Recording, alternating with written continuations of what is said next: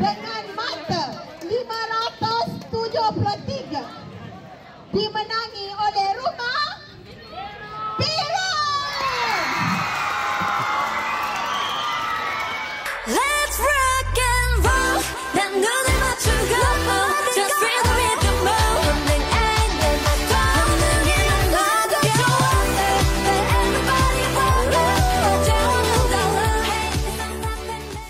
Merentas Desa merupakan satu acara wajib yang dijalankan di sekolah setiap tahun.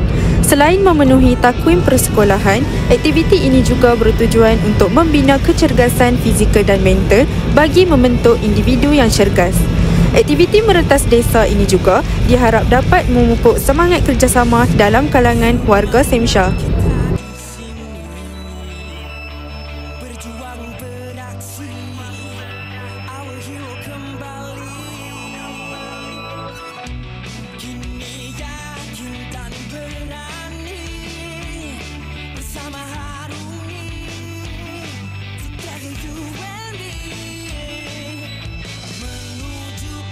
Tertinggi, yakin gagah berani, kemenangan pasti. Semangat baru kini membara, kita bersama jadi juara, bersama mengembara seluruh angkatan. Kau dan aku kembali beraksi, kita bersama takkan berhenti.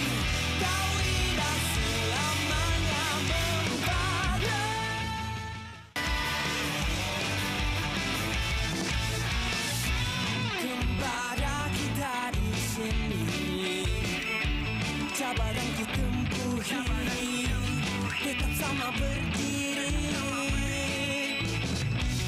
genggam impian jadi nyata, kita bangkit bersama, kau dan aku juara, menuju puncak tertinggi, yakin gagah berani, kemenangan pasti.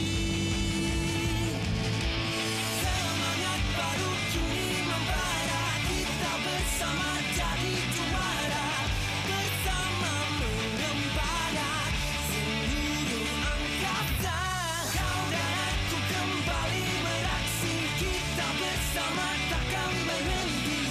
Kau ira selamanya membara.